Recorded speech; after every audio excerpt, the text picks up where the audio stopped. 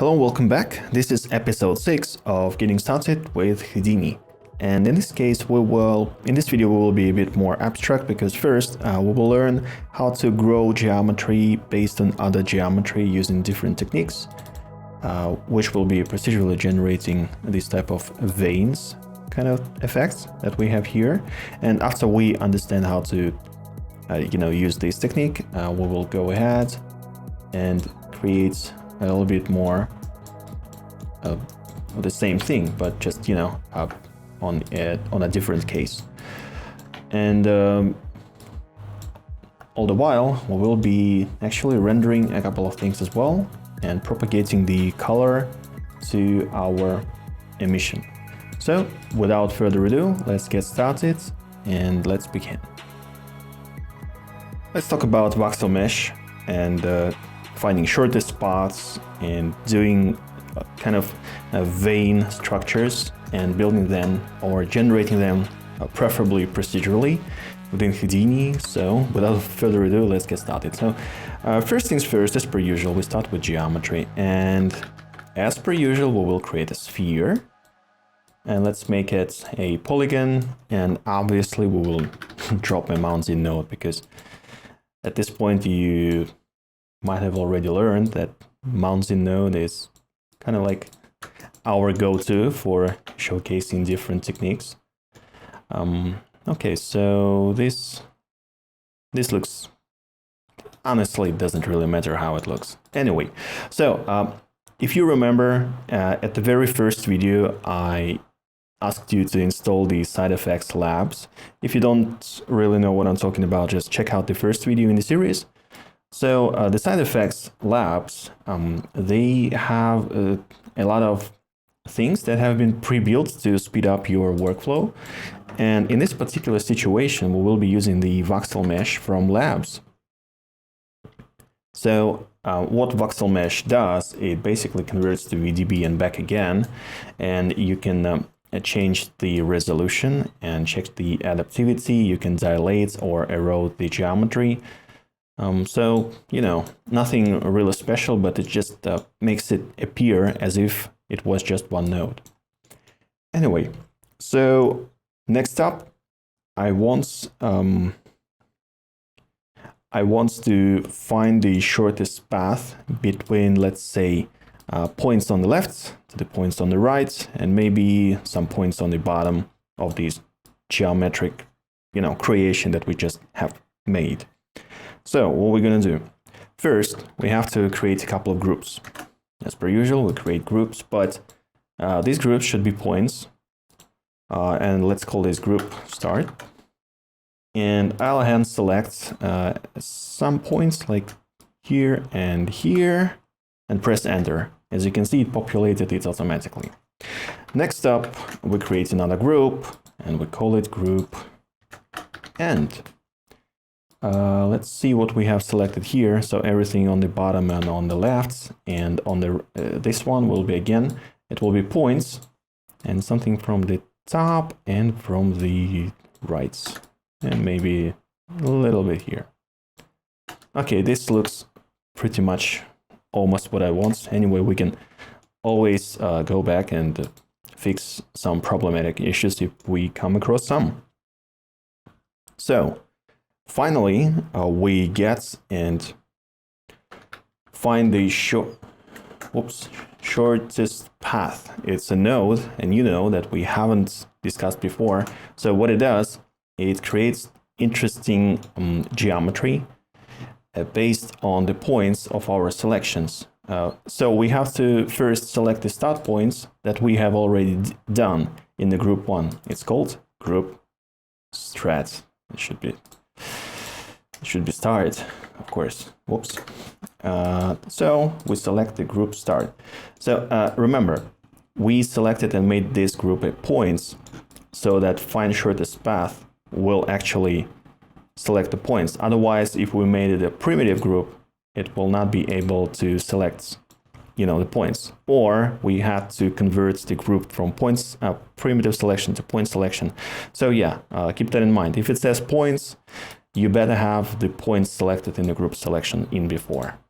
So if it doesn't work, possibly because you forgot to make it a point. And immediately we see some results. As you can see, we have some sort of interesting, I would say, veins kind of geometry. And what we can do now is, by the way, I'll first go save as, because it just might crash. Let's call it 006. Resample and shortest path. Okay, so we now convert it to polywire. Now, initially, the find shortest path is actually, we can define different ways of how shortest paths are being calculated. But as it happens, it comes with a little bit of a problem, because every single point that has been calculated over and over and over again, they have the points and they duplicate a lot of points, especially if we go from each start to each end. You will see here that the points get duplicated a lot. So how do we kind of, mitigate this exact problem? So as you can see, we have 3 million points. That's crazy. We don't see those amount of points. And it will take a lot of time to polywire just that result. So we fuse them. What fuse does is it takes the points that are within this distance, like 0.001, and it fuses them together. It snaps 2 points or 10 points, any number of points together, if they happen to be in the same place. So let's see. Now we have 3.8 million points, and if we fuse them, let's give it a second to calculate, we actually have 5,000 points, just 5,000 points. And now if we polywire that, I will disable the visualization of points. If we polywire that, and obviously make it a little bit prettier, as you will see in a second, we have some result, right? So another kind of thing that I do not really like about this setup that we currently are having is that the lines that have been created, they look like pipes. I mean, obviously, if you are working on some setup that requires these things to look like pipes, it will be perfect, right? But in my case, I'm not really looking forward to, and by the way, let me make the background dark so we see it better. I don't want this to be like stair-stepping jagged. You see what I mean, right? So we have to work with this geometry to make it smooth. How do we do that? Well, we can give me a second. We can resample it first. So I connect the resample node, and as you can see, something immediately happens, but it will output a bit weird results as well. So a lot of points, a lot of polygons. This is not exactly what we want. So we have to work on the results again. So we can decrease the length and increase the number of segments. And as you can see, the shorter the length, the more jagged results will become.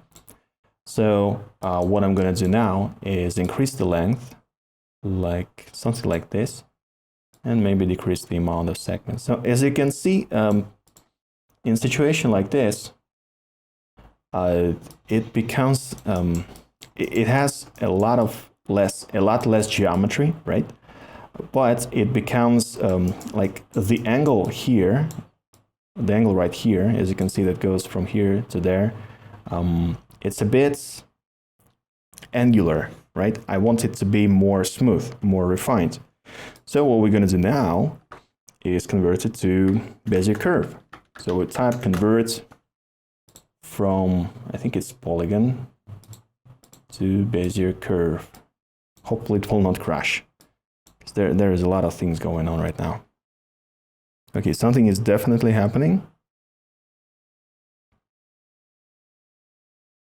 I think I actually will, let me see, decrease the amount of shortest path that we are finding. Now, actually, we can go back and enable different things like constraints, as in the cost of the finding path. So it kind of like takes into account how much energy for as if it was like, I don't know, let's say shooting rays, right? How much energy it will take to get from one point to another. And therefore, we can decrease the actual amount of generated geometry by the shortest path. Let's see, 2000 points per sample.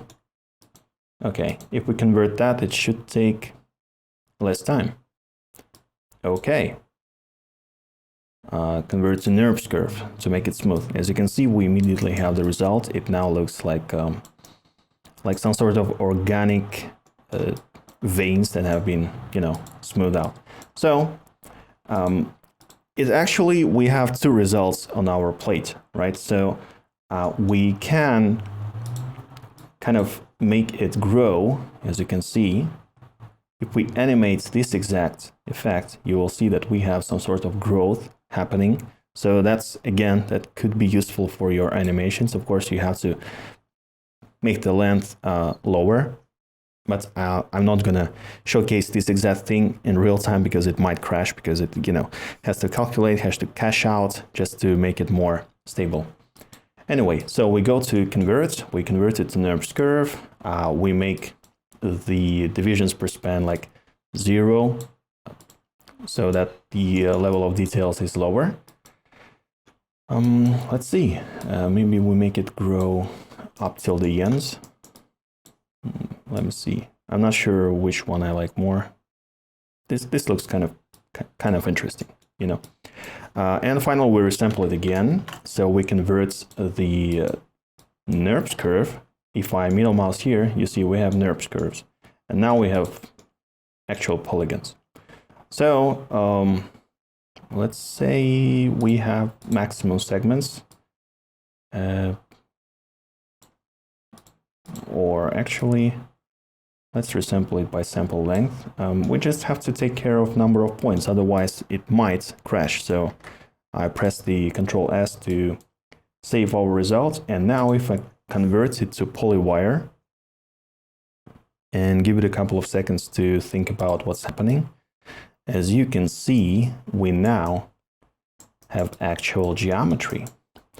And I pressed L for layout everything, and now I will create, holding down Alt, a couple of new dots to select our sphere. Now actually it should go from mountain. Remember, we had this geometry, and now we have the polywire. So if we merge it down, we will see, select both of them, merge down, and we will see that we have what we wanted. We are indeed creating veins growing on any geometry of our choice. Just to showcase a little bit better, I will drop a couple of color nodes. One will be black for our initial geometry, like this. And this one, let's say we make it cyan, turquoise. Actually, let's make it purple. And as a final thing, recalculate the normal. So it kind of looks faceted and whatnot. You know what? Maybe we poly extrude to make it a little bit more interesting. Let's see, distance, individual elements, distance, inset, something like this. I think it's kind of a bit more interesting. So there we go. Finally, we drop a material, drag and drop. If you're not sure how to use the materials, again, please watch the workshop on how to render things with mentoring Houdini. Everything is explained elaborately there. I'll drop a link so you understand what's happening. And as a final thing, I'll go to the material and we drop the rest position. Again, this is all explained in the workshop on rendering. So, you know, check that out. It's really interesting. Okay, so what I want to do is we will not use any point colors.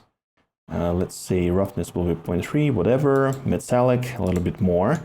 But I want these veins to actually glow.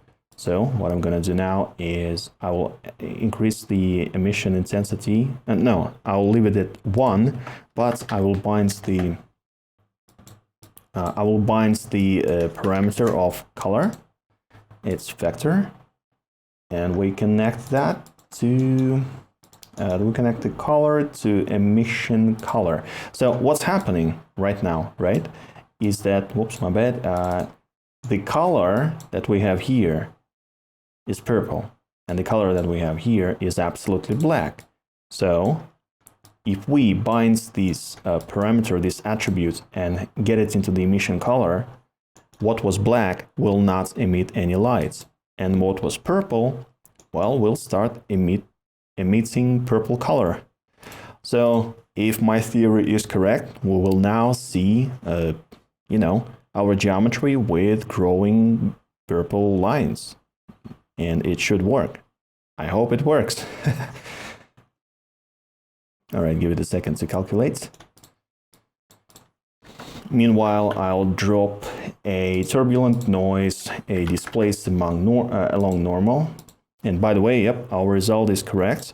Now what I'm going to do now is actually stop the render, so we'll not crash. Save, go to Object, Drop, and Environment Lights. And I will choose in the peak HDRI, let's say the Linon, decrease the light intensity quite a bit, just so we see something, right? Tweak the camera.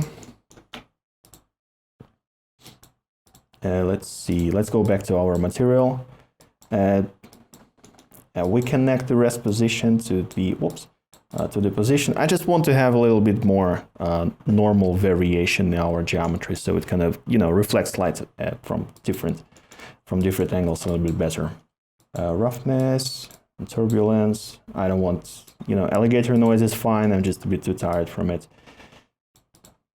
Okay, scale 0.01 should work. And as a final thing, we'll finally drop the displaced normals into the base normal of our geometry, and we should see the irregularities on our, you know, creation, construction, whatever you want to name it. 0.3, disable the preview. Let's see, layouts.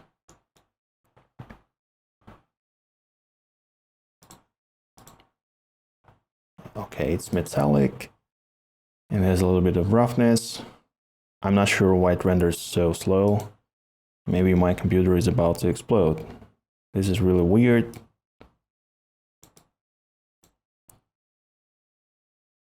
Or maybe it's just a little bit of too much geometry going on right about here, because we have glowing things. Let's disable the restart of the render.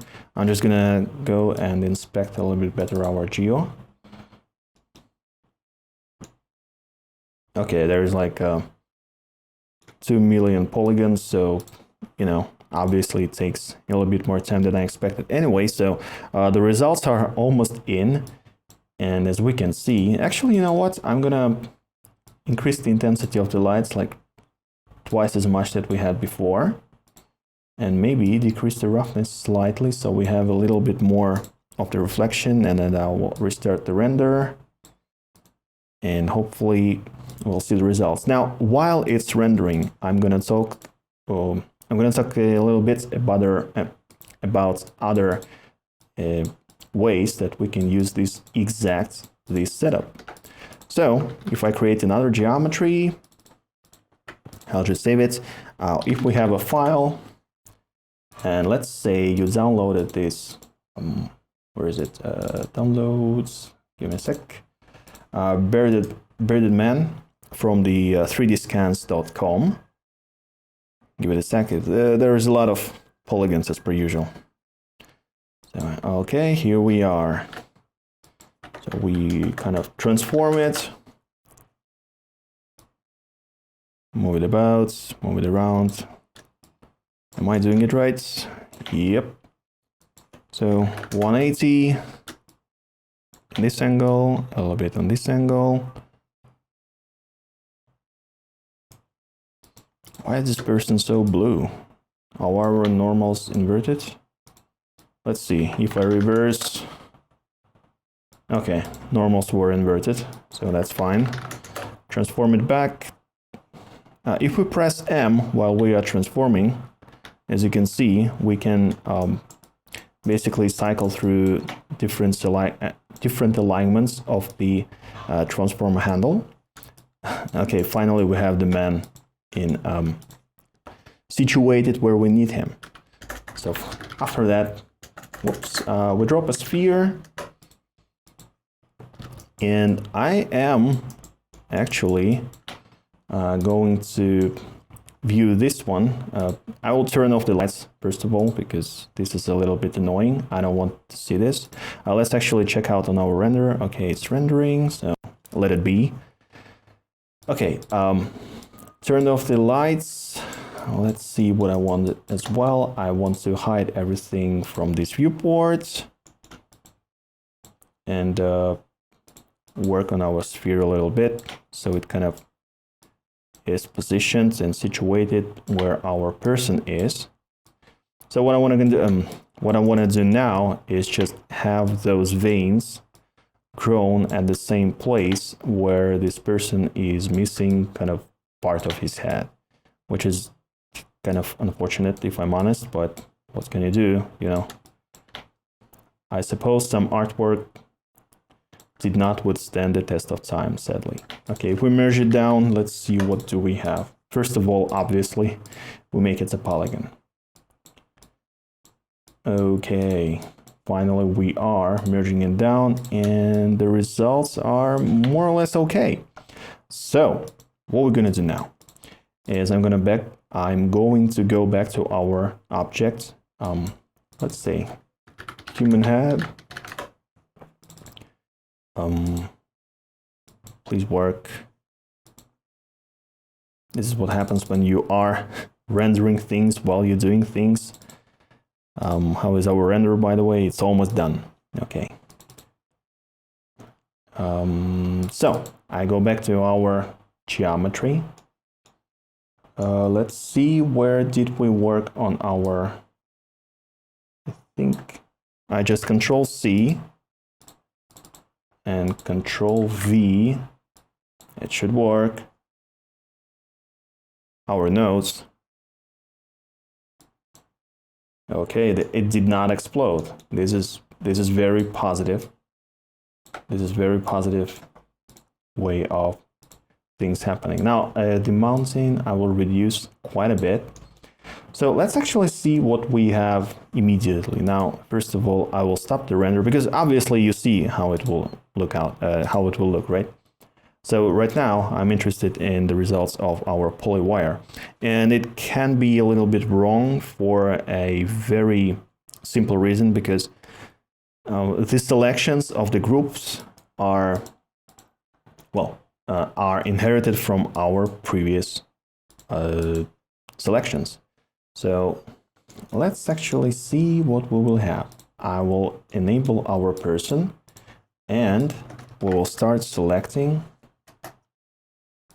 our points once more, but this time we will select it from the right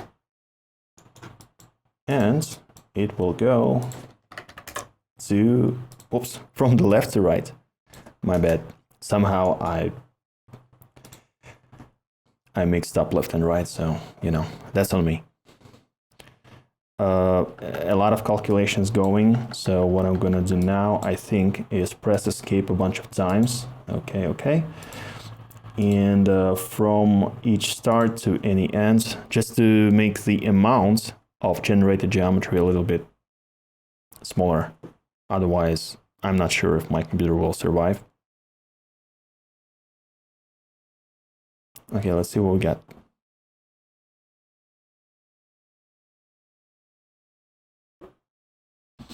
Usually it works faster. Maybe it's my build of Houdini kind of, playing a joke on me, because I don't know, maybe my computer started hating me for no reason.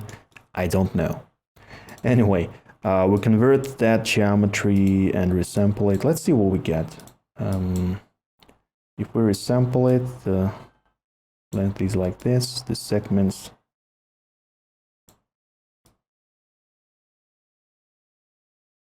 Okay.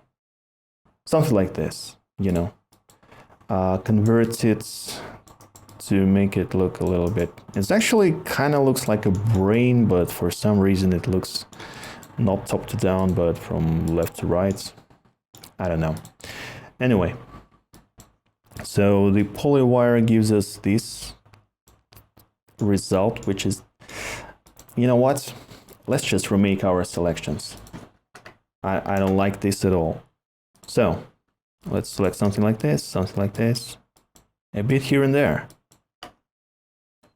Okay, the group 2 will be representative of what we had on the left,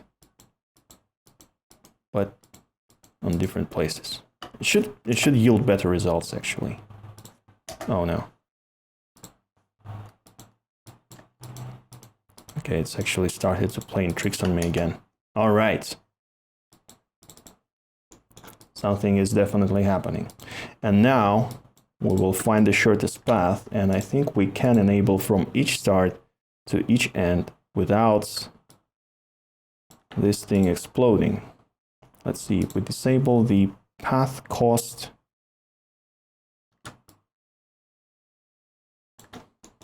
and we resample it,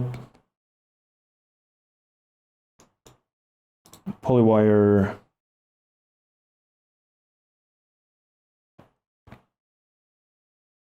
and please don't crash.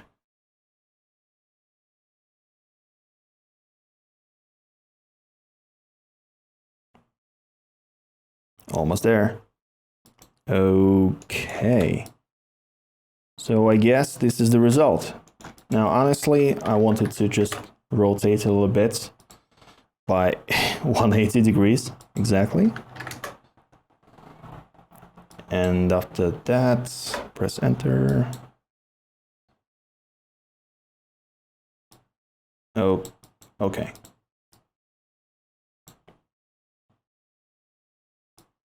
Okay. Bring it back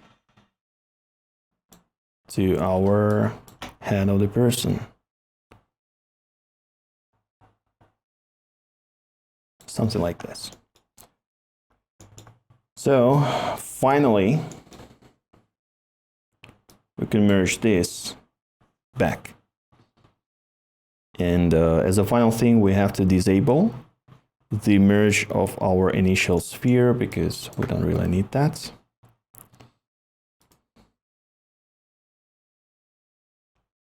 And we should have our head